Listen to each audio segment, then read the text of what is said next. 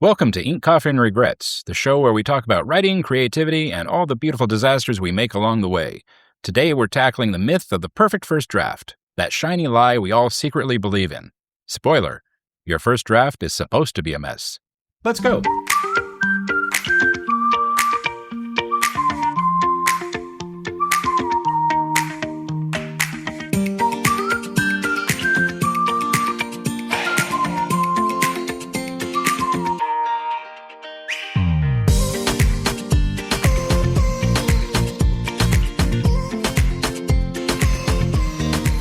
Hello, philophiles, lexophiles, and bibliophiles.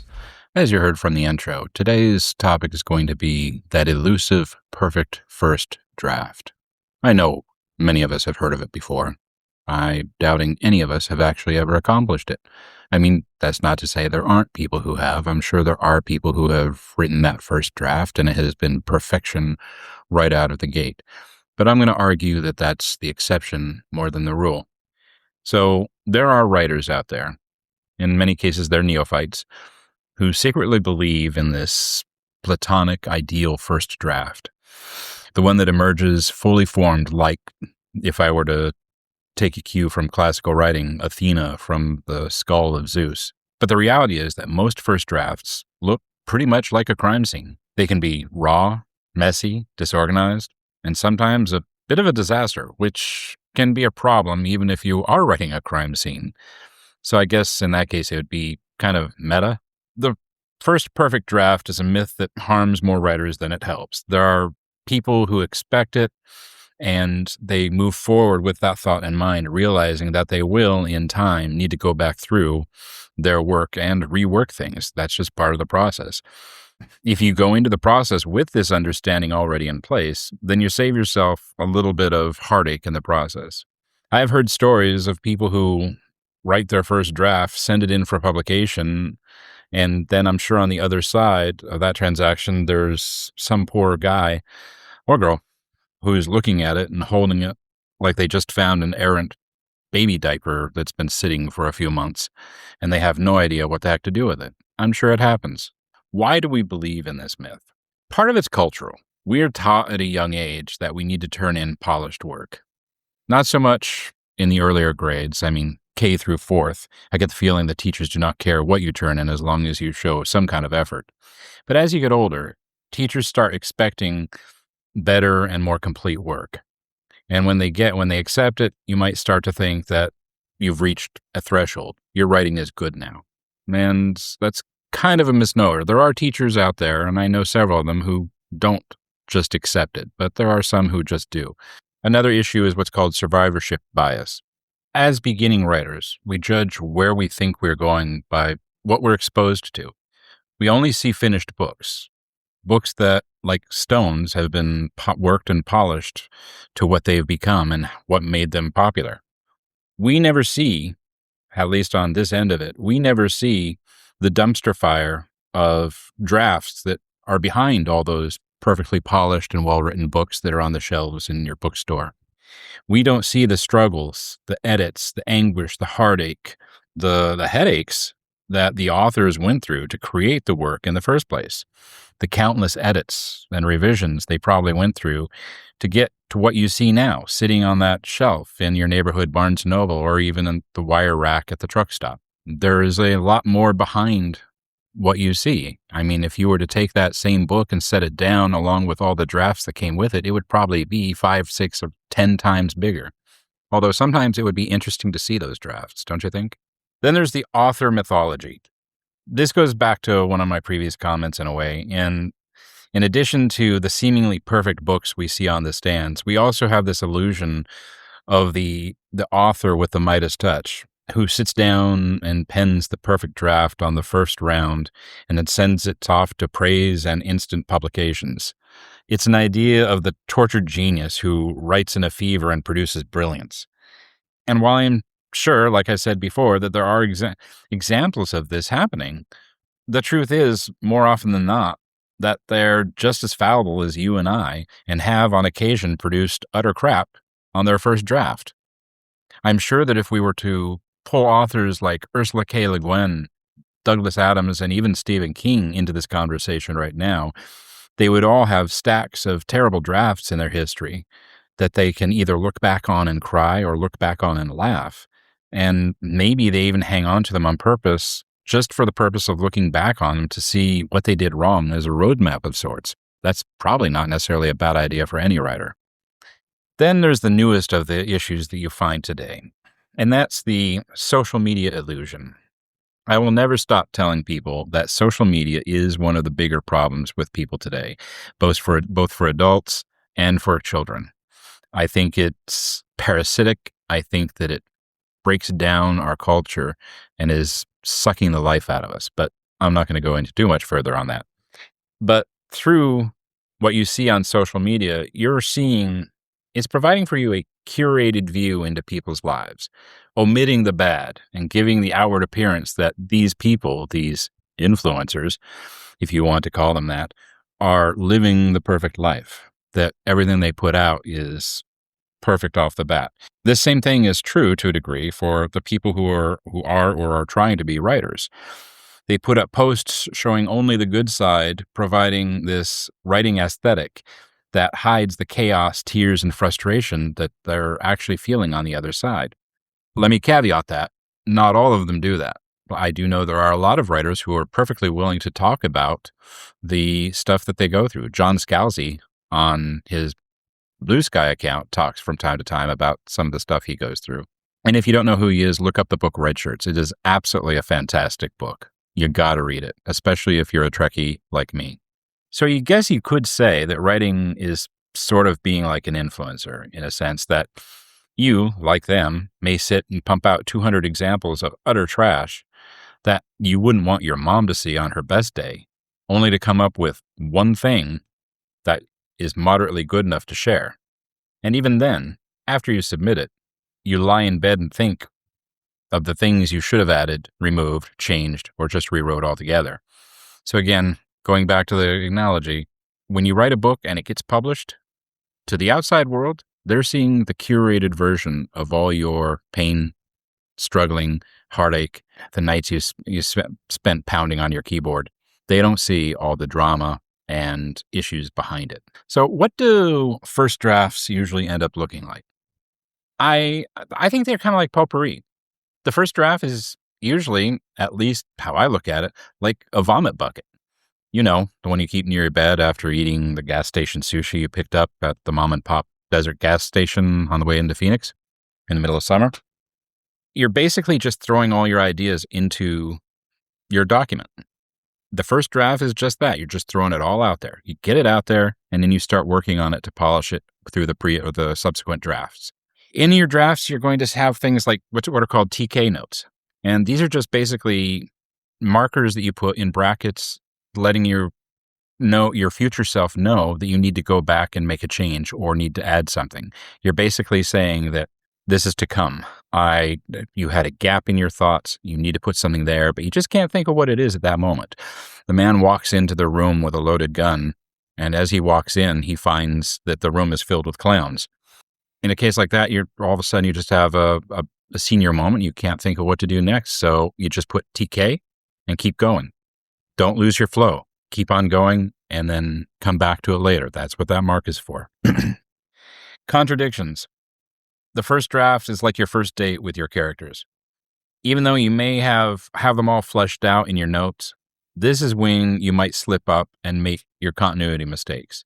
This is where you start talking about Bob, your protagonist, and in the next chapters, you're talking about him being tall and blonde, but then later on you refer to him as being short and bald. And then in chapter 4, you accidentally refer to him as an Italian redhead. Either Bob is a shapeshifter or you're goofing up. Then that's what the drafting process is for. You get it all out the first time. A good example of this is a short I wrote and sent to a friend for review, and they sent it back to me and asked me who one of the particular characters was. Confused, I reread it and found that at some point I had created a new character that had absolutely nothing to do with the story, and I don't even know where the character came from. I'm going to go out on the side of mysticism and say it was Gremlins. This is also in your draft where you get to work out the possible tone whiplashes. unless you want your lead character or the story itself to be a bit bipolar, you might find things in this first draft like you start with a somber, sad story, but then the next chapter it's starting to sound like something that was written by Terry Pratchett and Douglas Adams on a bender. And in the next chapter, it goes back to somber. And while sometimes you can do that if it's intentionally part of the story, people don't always try and do that. So it gives you a chance to flesh it out and to work it out and realize what you did. Again, that's what drafting is for. You should look at your first draft as, I don't know, an unruly toddler. He or she was created in part, or at least I hope so, by you. I mean, if somehow you figured out how to do that by yourself, I would love to hear the story, so email me. But you created them, and for the most part, they are something you control. Until you have to clean up after them, scold them, get them back on task, stop them from arguing with you, and things like that. You can do it, but you have to add a little extra patience and observation and time to get it done.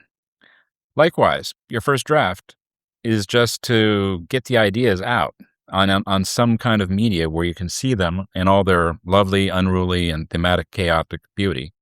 Then, with each subsequent draft, they become more aligned and wonderful, like watching an unruly toddler grow and become more of a person. As of my recording this, I have a 15-year-old boy, and I do remember the toddler days. And now I guess you could say that he is on his 15th draft. But the nice thing now is, at least with toddlers growing up and becoming adults, at some point, you get to stop writing the drafts and they begin to take over the work for you. And you just really hope that their versions of the drafts are going to work out. If it makes you feel any better, just remember that everybody has bad drafts. Everybody has terrible drafts. There are lots of famous writers out there who have talked about their drafting process. So if you think you're the only one with a really bad first draft, you shouldn't. As I've said, many very well-known writers, famous ones even, have had a history of terrible first drafts. In fact, there are several of them out there who have talked about their experiences with these drafts. Hemingway said, famously, and while I try to keep this show clean, this is a quote, and I really can't think of any other way to say it differently. Hemingway said, "The first draft of anything is shit."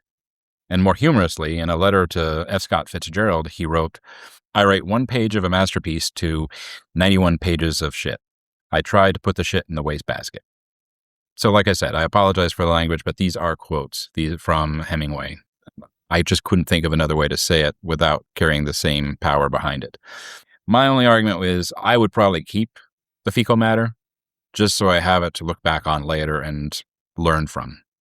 Tolkien went through several revisions of his own work, according to Christopher Tolkien, including versions where Gandalf was originally going to be named Ladthrin, which kind of sounds like a weight loss program involving swordplay, and Frodo was going to be Bingo Bolger Baggins. I kind of like that. I think he should have kept that in there. And Treebeard was going to be a bad guy. And if you read the books, I can kind of see how they still left some of that in there. In Annie Lamott's book, Bird by Bird, she has an entire section titled, again, I'm quoting the name of the chapter, Shitty First Drafts. In it, she basically talks about what we all know, at least most of us know, and that is the fact that whether you are a good, mediocre, or professional, or award-winning writer, you're going to write a terrible first draft. And she goes on to say that this is okay. It's part of the process. So remember, if Tolkien can rewrite Middle-earth from scratch, you can write your chapter where everyone inexplicably talks like a Victorian butler. That might be amusing.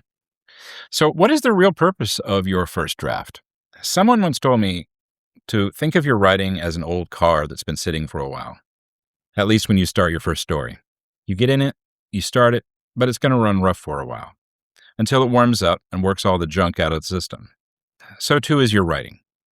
You start putting the story to paper, metaphorically. I don't know how many people use paper anymore to write their stories, and it's messy at first. Much of the time, the first things you put out are going to be crap, but it's crap sprinkled with bright gems here and there. Drafts are supposed to be messy. They're supposed to be where you sift through the ugly stuff and clean up your story. It's a process. Some of the things that I find when drafting are, while you draft, you learn more about the story than maybe you thought you knew. You get to feel out your characters more as you write them, many times learning who they are as you go. I find that as I do this, especially in the drafting process, I may have thought about my characters are, but they will tell me more about themselves than maybe I already knew to begin with. So too will you learn to change the environment that they're in and maybe even where the story is going as it moves on. For me, drafts are like a date with your characters. You get to talk to them and find out who they are for the story going ahead. Drafts have a brain dump function. This is important. As I've mentioned before, the first draft is like a vomit bucket for your work. And I am sorry if that gives you the cringes. It's the only way I can really think of. You'll get all the details out on the metaphoric paper, and I sometimes think of it like a jigsaw puzzle. And again, I apologize for all the analogies. That's just the way my mind works. I know a person I went to school with who complained about my analogies, and it's just something I do. So if you're not regular to my show, then I need to warn you. My analogies happen, and they don't always make sense. But I use the jigsaw puzzle because there's a correlation. You dump all the pieces out into a box, and you start looking for edges first. And then you start building in from the edges towards the center. At least that's how I do it. Finding larger areas that you can put together first, and then spreading out from those even. So too with the drafting process. That's how I do it. I throw everything out there and start building it from pieces until I have a whole. And then I go back through it again. Then there's emotional mapping. Again, going back to a previous comment, your first draft will often lack emotional depth that the characters or the story might need. So you have, as I've said before, just thrown all that information on the page, and now you start to assemble it. In the process of which, your characters are still raw, unsculpted, many times unrefined. So in the first draft, you may lay them out, describe them, give them their first form.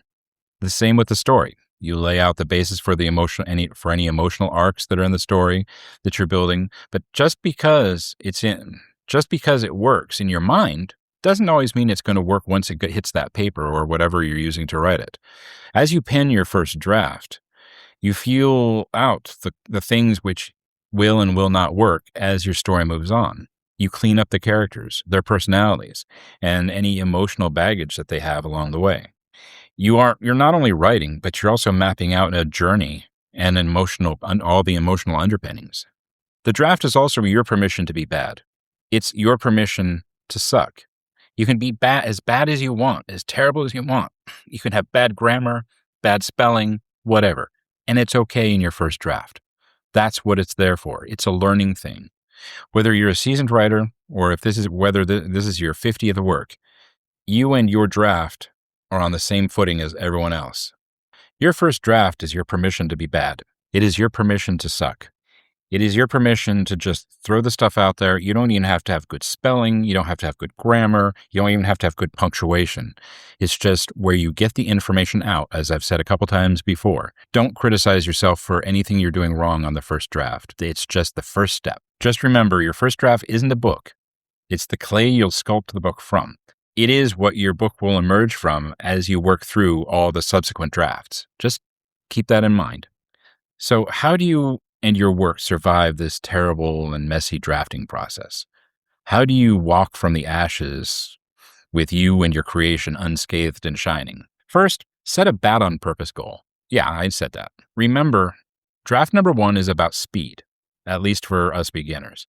It's about getting the story out and onto a medium in its raw form so that you can now go back over it and see what needs to be fixed as we go through all the following drafts. So it's okay to be bad on purpose.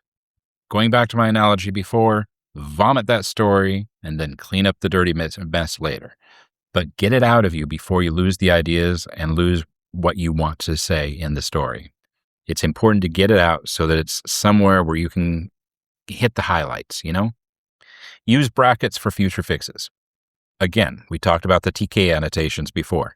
Those are important. They do allow you markers to go back and hit the spots where you don't have to just use them for things you don't know what you're going to do. You can use them for a thing. If you write a paragraph and it just doesn't feel right, put the TK annotation on there so you can go back to it later. That way you always mark it. Just remember it's there, because if you do get to a point where you're finishing it and you forget to go back through, it can be kind of embarrassing to send that to your publisher. And that goes to why we use TK. TC, which is what it's an acronym for, to come, is you can find that in all sorts of words, but TK is rarely used. Those two letters are rarely used together. And that's why you use TK annotations. Separate your drafting from your editing. This is something I have been very guilty of. Your drafts are just that. You're drafting. That's why I said before, don't worry about spelling, don't worry about grammar, don't worry about punctuation. Get the information out. You're not editing, you're drafting. Now, once you finish your first draft, once you've gone all the way through it, now you can go back through and edit. But don't blend your editing and your drafting together. You're just going to cause yourself a lot more problems, because you're going to lose track of what you're trying to do. And more importantly, possibly more importantly than most of the other things, build yourself a reward system. In spite of what some may tell you, writing is work. You are actively creating something from nothing. You are an architect of the world you are creating, lifting life from the lifeless and raising people from whence none existed before. Give yourself something to reward yourself. Yes, that may sound a bit grandiose, but there's some truth to it. For some, your work may be their next favorite book. In their minds, your characters are going to be part of their lives. So give yourself markers to stop, pat yourself on the back, even for the crap you put out, and have a glass of milk and a glass of bourbon, or both. Ugh. I mean, what is any job without some kind of reward? Just remember, your first draft doesn't need to be good. It just needs to exist. Kind of like a cryptid. Bigfoot, anyone? So, in closing, the myth of the perfect first draft. It's real. I know people who've told me they've tried writing once and didn't like what they wrote, so they never tried again. Or they wrote something and decided they didn't want to take a chance to let others see it. I knew a girl who wrote a piece one time for my blog, an article about the Me Too movement and about her own experience. It was a good piece and only required a little modification to clean it up and get it ready for posting. Almost at the last minute, she backed out and asked me not to publish it.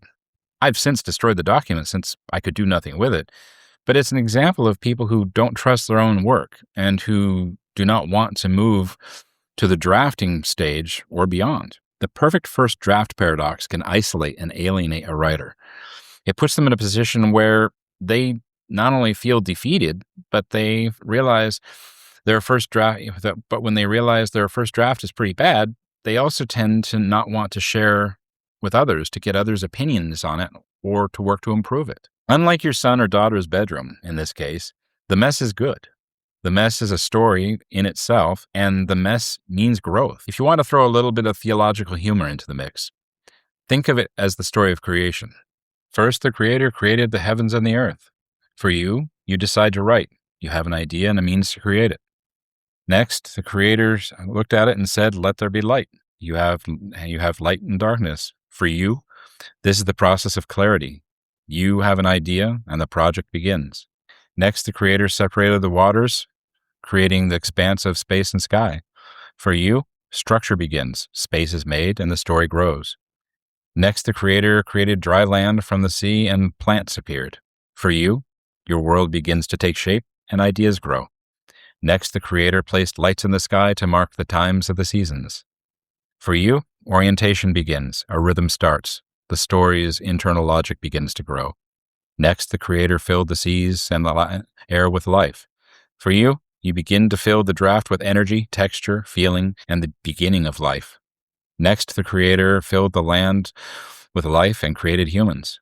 For you, you develop your characters, the stakes of the story, and the purpose behind the people and the heart of the journey. Last, the Creator rested. For you, the draft is done. Pause, rest, give yourself a few days, and then read over what you did and get ready to start the next draft. Just remember, you're not behind, you're not failing, you are not any worse off than any of the teeming masses who have taken up the pen before you. You are just starting a journey and drafting. No matter how bad the first draft is, it is just part of the process. There's a military saying that might apply here, and it is, embrace the suck. It's not meant bad, as many might think. It basically means that the suck is just part of the process we have to go through to get to the end. You either complain about it, and we all know how productive that is, or you embrace it. Embrace the fact that it is there, and it's just part of the journey, and push on through. I thank everybody for listening. I appreciate you all, always. And may your ink be messy, may your drafts be wild, and may you always remember that masterpieces are carved from chaos. Goodbye, everybody.